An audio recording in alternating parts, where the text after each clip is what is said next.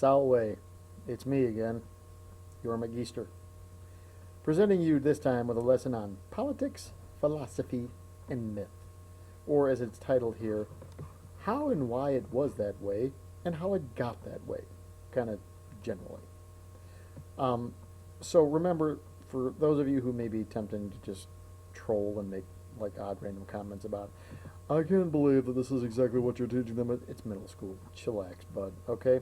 We're just going over some general stuff. So today what we're talking about is politics. Now, we're going to look at three etymological ideas here. So the first one is a republic. Okay, it comes from two Latin words, res and publica, means government of the people or by the people. So the republic really is a Roman idea. And little friend popped off here. Okay, so a republic is a government of elected representatives. So you got this picture here of this is the Roman Senate. People elected representatives to make laws on their behalf. And they would, if they didn't like what was being done, would simply elect somebody else when their time was up. The executive and courts came from the elected officers of the republic. And so over here we have SPQR. This little acronym, Senatus Populusque Romanus, is the Senate and the people of Rome. It's a constant reminder that Rome is a republic. The S, Senatus, is hand in hand with republic. Now up here in this corner is a picture of the 12 tables of the law. Remember that in the ancient world, the number 12 represented or signified government. And you have various examples of this. There are 12 houses of the zodiac that govern the celestial movements and therefore govern the calendar movements as well, as there are 12 months of the year, each of which had their own zodiac representation to go along with it.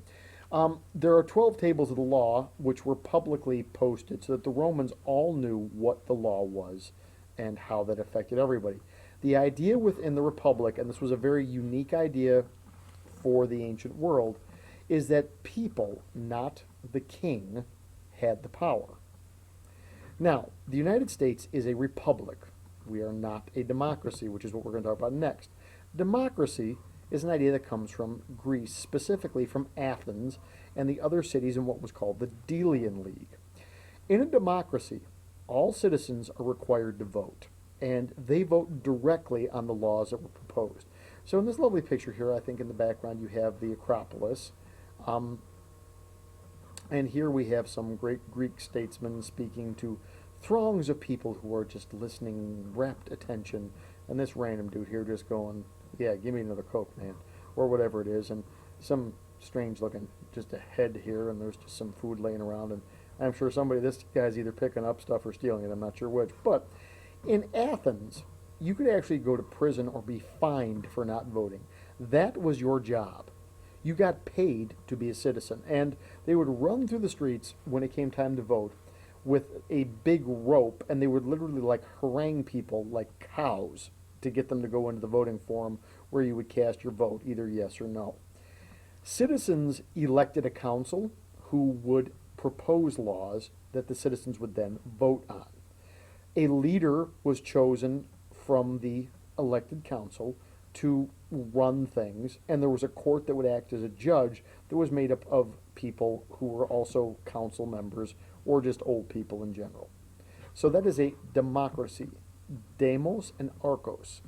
Archos meaning ruler, demos is a word meaning people, Greek.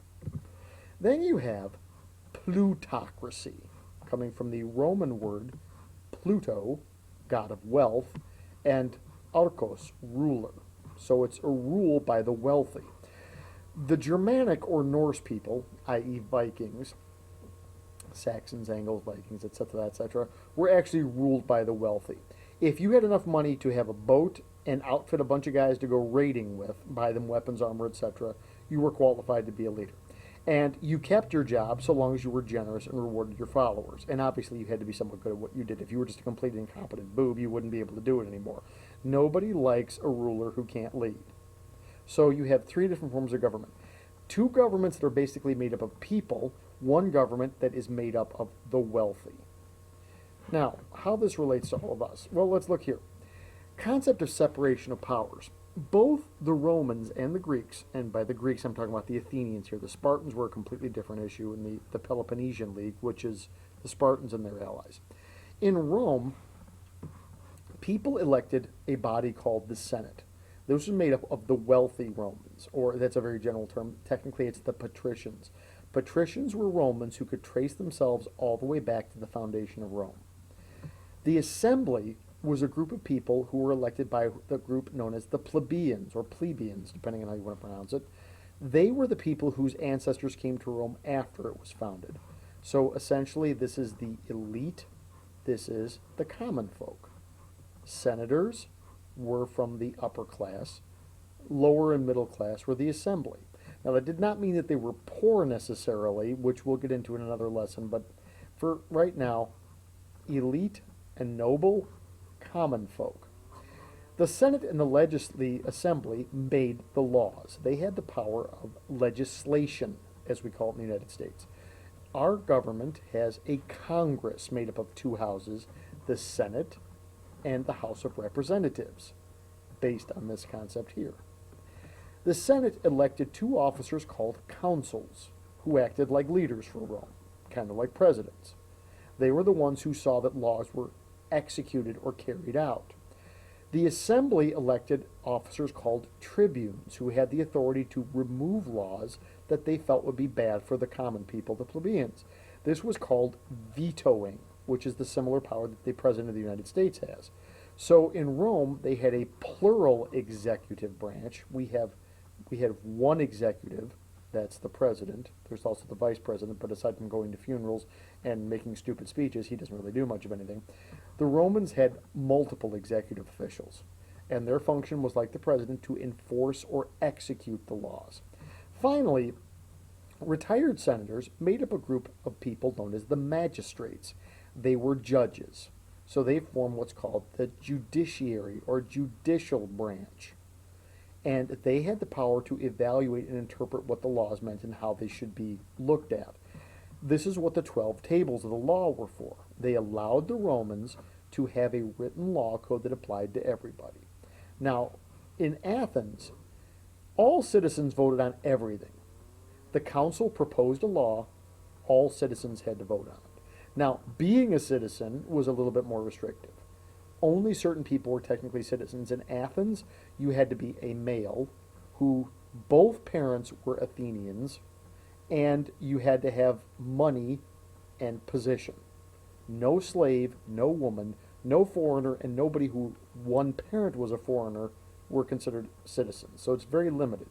Rome also had citizenship requirements, not nearly as stringent as Athens, but it kind of makes it a little bit easier to see how citizenship would work. But remember, in the United States initially, the only people who were allowed to vote were wealthy landowning males, because it was believed that people who owned property had a vested interest in the survival of the country, and that people who didn't own property would be simply voting selfishly.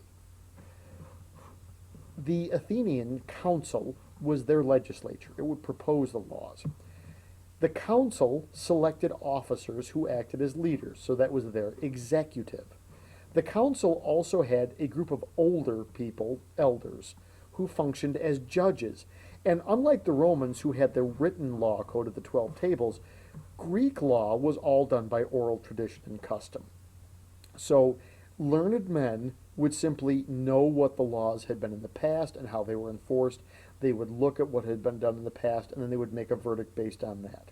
Now, so from both of these, from both Rome and Athens, you get the idea that there are three parts of government.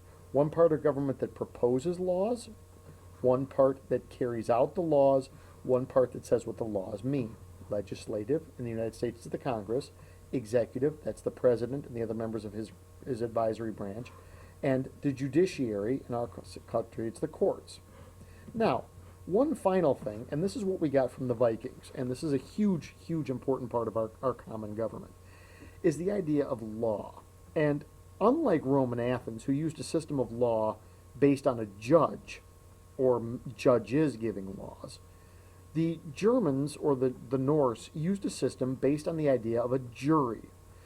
The jury was a group of 12 men who would gather, look at evidence that was presented, and then based on the evidence that they had, make a decision about who was right or wrong, guilty or innocent. This is the same concept that we use in modern American law, and that's how that works. So this is what we took from the Vikings. So one more time here, just a quick recap. You have the three vocab words if you look at etymology. You have republic, government of elected representatives; democracy, direct government of the people, literally where the people make the decisions directly; and plutocracy, a government of the wealthy, which is an idea that we did not necessarily adapt or adopt fully, but it did influence how our government was initially set up. So what we got? From Rome, we got the idea of a republic, separation of powers, and limiting of government. The idea that the tribunes could get rid of bad laws limits the power of the Senate, in the same way that the president limits the power of the Congress by exercising a veto. A written law code holds all people theoretically accountable to the same standard of law. From Athens, we got this idea here of local democracy and referendums. In the United States, if there is something that people feel is important enough that the government shouldn't be directly deciding on it, you can propose what's called a referendum. That's where voters go directly and choose for themselves whether they want something or not. It's done in very controversial cases where things come up and the government, quite frankly, doesn't want to be held responsible, so they just dump it on the people to take care of, which probably is a better thing. In addition, this idea of a selection of leaders on a local level and the division of government on a local level, because Athens was a city-state. Unlike Rome, which was a giant republic, Athens, being a city-state, was basically the city of Athens and the surrounding area governed itself. And finally, from the Norse, we got the jury system. So that's our lesson for today. We'll pick up another one later. Toodles, everybody. Quack from the duck.